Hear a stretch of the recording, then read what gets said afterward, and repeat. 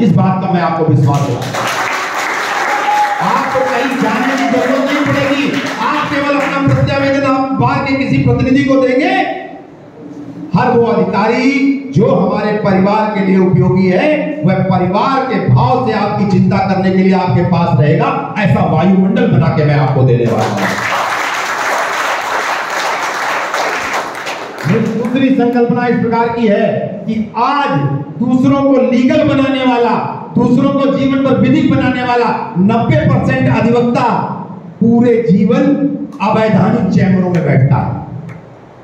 अभी आपने देखा नालियों पर बस्ता बनाया, रात में नगर निगम ने आके तोड़ दिया।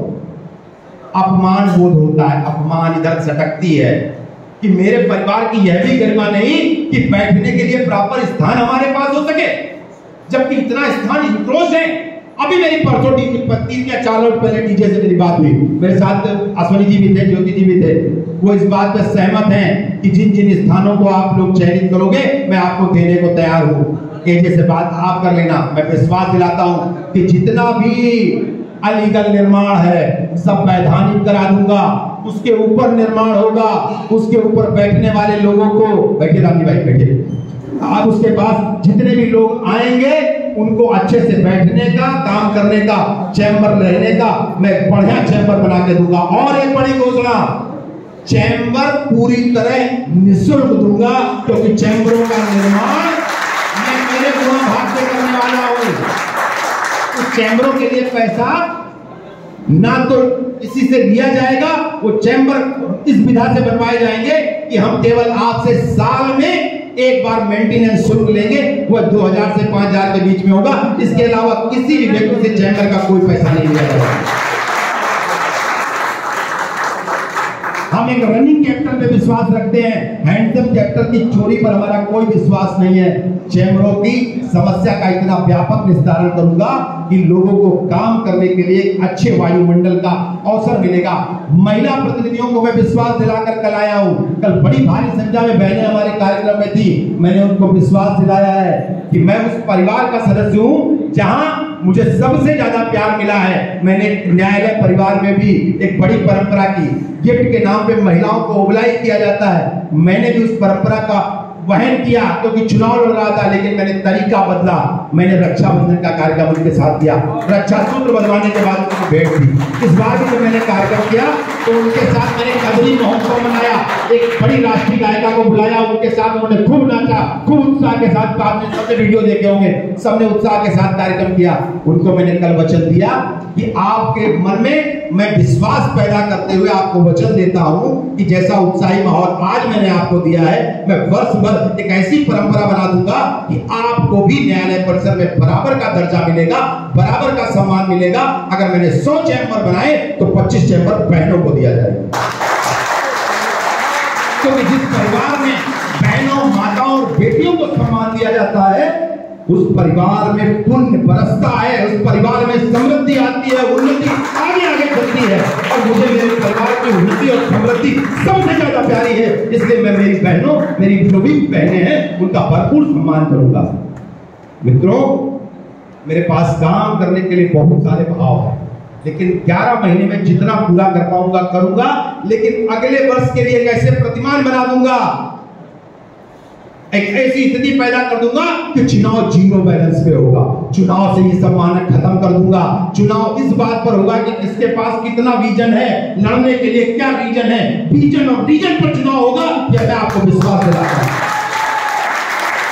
मेरे जिस भी पारिवारिक मित्र को ये लगेगा कि 11 महीने में परिवार के लिए लड़ना चाहता हूं, परिवार के लिए समय देना चाहता हूं, वो घर का सतुआ सयाने करके नहीं आएगा। घर से गिरवी लेकर किसी अपराधी से, किसी बड़े आदमी से पैसा लेकर चुनाव नहीं लड़ेगा। वह चुनाव अपनी फेस वैल्यू पर, अपने विजन पर, अपने रीजन पर लड़ेगा। उसको ऐसा मैं व्यापक माहौल दूंगा। चुनाव 0 बैलेंस पर होगा, मेरिट पे होगा, क्रिएटिविटी पर होगा। मैं चुनाव एकदम खत्म कर दूंगा।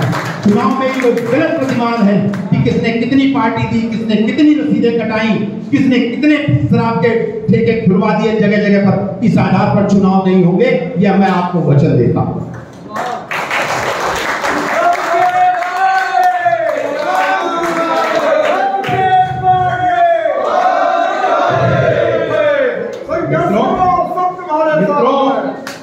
मित्रों,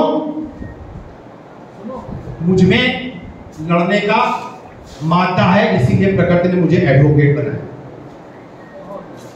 वरना विज्ञान में पढ़ा, स्नातक हूं, और यहां भी जब आया तो मैंने पढ़ाई ढंग से पूरी की।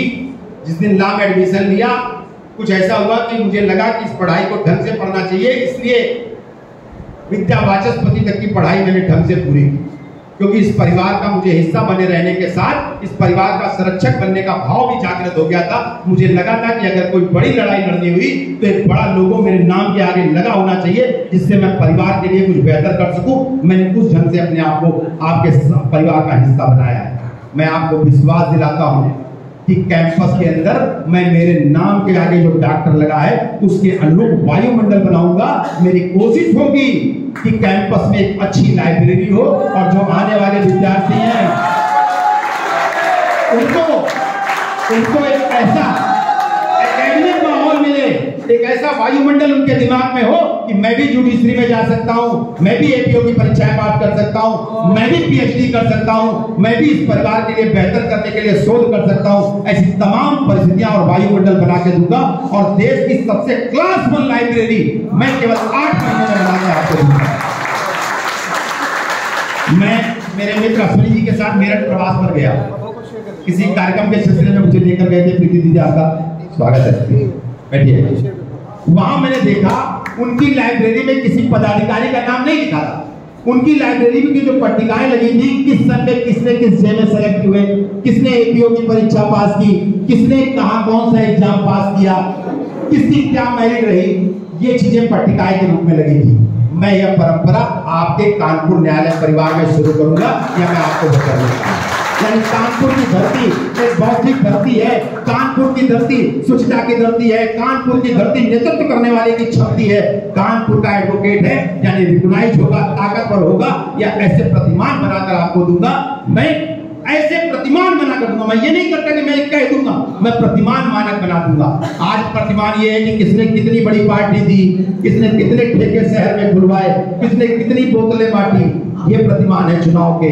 मैंने आपको वचन देना है कि मैं प्रतिमान बदल दूंगा। चुनाव विजन और रीजन पर होगा, ऐसी परिस्थिति बना के दे दूंगा। मैं सबको ठीक नहीं कर दूंगा, मैं ठीक होने के पैमाने तय कर दूंगा, क्योंकि जब मैं राज बदलेगा तो रिवाज भी बदलेगा।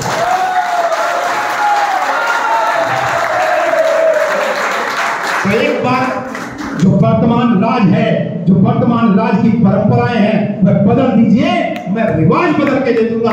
अगर रिवाज बदल गया तो सम्मान के मायने भी बदल जाएंगे। फिर कोई भैया इस कैंपस का जान नहीं होगा, जो अच्छी मीटिंग किसने होगा वह कैंपस का सम्मान पाएगा। ऐसी परिस्थिति न बना के आपको देने वाला हूं। मेरे लिए ये महत्व नहीं रखता कि कार से कितनी भीड़ आई। यहाँ जितने बैठे हैं 99% लोग अधिवक्ता हैं, 1-8% लोग अधिवक्ता नहीं होंगे, ये मैं मानता हूं। 99% अधिवक्ता मेरे लिए ज्यादा महत्वपूर्ण है। इन 99% के